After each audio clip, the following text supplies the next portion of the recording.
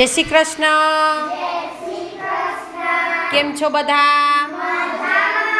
ચાલો આજે આપણે સરસ મજાની ઇંગ્લિશની એક્ટિવિટી કરવાની છે. જો અહીંયા કપ છે, 6 કપ છે ને તમે બધા 7 છો, બરાબર?